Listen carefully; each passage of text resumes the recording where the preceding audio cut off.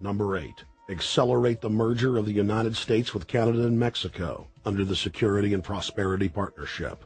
He is also accelerating the transfer of remaining federal authority to unelected quasi-governmental bodies like the World Trade Organization. Number 9. Obama must convincingly play the part of the president and convince the people of the United States that the buck actually stops with him. This is critical to the globalist master plan, because in 4 to 8 years, Obama must take the blame, as Bush did, for the New World Order's horrific agenda. At that point, the elite will put a new puppet in the ceremonial seat of power and build him up as the savior, only to tear them down again. And so the process is repeated over and over.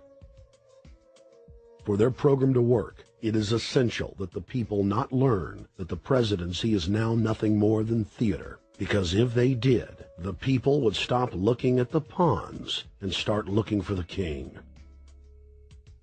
Through this system of deceit, the elite's criminal agenda can continue forever because the people waste all of their political energy debating the media spectacle instead of investigating the globalist agenda. Number 10. It's Obama's job to sell the public on globalist policies that aren't in the people's best interest. But the overlords have many salesmen. His most important function is to protect the criminal oligarchs from prosecution while they loot the economy worldwide, start new wars, and engage in torture. They're called Generation O, and they were the key to Barack Obama's White House win. During the campaign, Barack Obama used the internet like no other candidate before him, harnessing the energy of millions of his supporters. But the question now is, what to do with this young, eager, energetic army?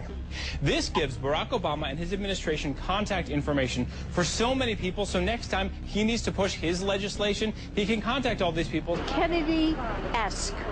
I feel as though this was like when John F. Kennedy was elected. Shouting, smiles, and tears. It was the scope of Obama's victory that was most impressive. I saw a photograph of Obama playing basketball, and I said, you know what? I see him as a leader, and that's the world that's in his hands. Own a piece of history, commemorating the day the world changed forever. His confident smile and kind eyes are an inspiration to us all. In summation, Barack Obama is a Madison Avenue created fad. All of the crazed Obama worship, being pushed by the corporate media, is scientifically designed to capture the public in a net of peer pressure mass euphoria. If the New World Order can just distract the public for a few more years, the elite can finish constructing their police state control grid. Now, a lot of times, we don't want to know the issue. Right.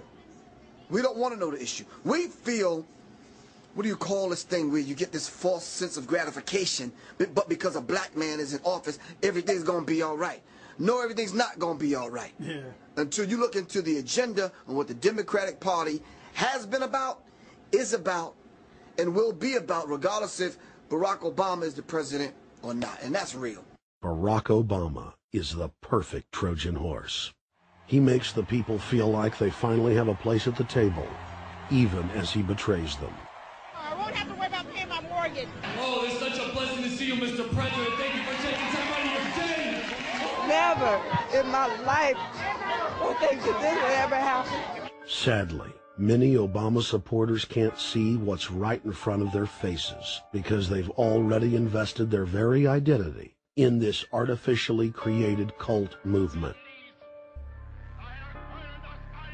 Throughout history, it has happened over and over again. People turn their intellect over to cult of personality mass movements, and it's happening again. The evidence presented in this film is documented fact, and those that ignore what history has taught us do so at the peril of us all. As frightening as the information in this film is, there are many things we can do to stop the globalist agenda dead in its tracks. First, we expose the cult of Obama for what it is, a sad hoax. Next, realize that we are all being propagandized 24/7. Investigate all information for yourself, be it political parties, the media, or this film. Be aware of the tricks that the elite use, like the staging of false flag terror attacks and other crises. Rediscover the Constitution and Bill of Rights. Promote a culture of true liberty. There is a reason the internationalists are attempting to destroy the sovereignty of all 50 states. They know it is one of the biggest threats to their domination. The federal government has been completely hijacked by foreign interest, and more than 25 states recognize this fact and are moving to block the New World Order at the state level by declaring their 10th Amendment powers.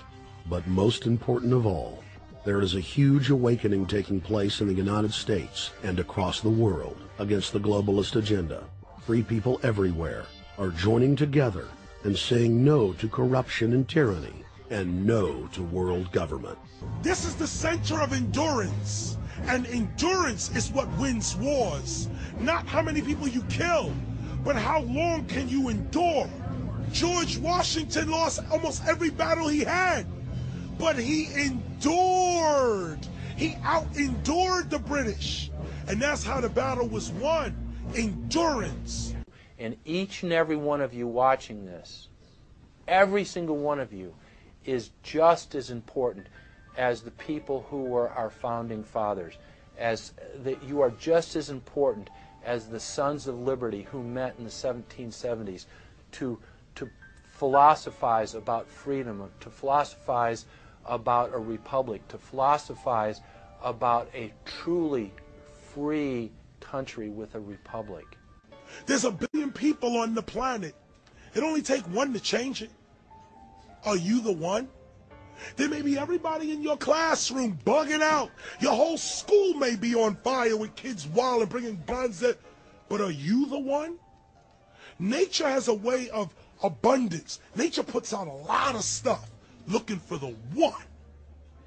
So if you're going to go along with the trend of let's just kill each other, let's disrespect each other, then you're part of nature's plan as well, to be part of just the excess. But if you think more of yourself than just being the excess, you'll do more for yourself. Are you the one? Everybody's not going to make it. But you have an opportunity to save yourself. Well, we don't have to look back thousands or even hundreds of years to see how dangerous this present-day situation is. We can look back to Bolshevik Russia. We can see the takeover by the Bolsheviks talking about the people's revolution, talking about the positive change. And Lenin came in, and then Stalin. The fact is that over 40 million Russians between 1925 and 1940, good Russians, people who were Christians, people who had their own businesses, people who were educated, they were exterminated because they had their own business, because they were educated, because they believed in God's law. We can look over at Germany. Germany was in a very, very terrible economic situation, and this very charismatic leader called Adolf Hitler comes in. He makes the roads good, and he promises a better life for the people. And within 10 years, you see a completely nationalized, centralized, dictatorial situation where millions and millions of people were exterminated. And then we can go to Maoist China. Mao came in, he promised change, he promised a better life, and within 5 years, 60 million Chinese were exterminated. They don't teach that. They don't teach that in the schools these days, and it wasn't that long ago. And I pray to God that this will not happen in the United States.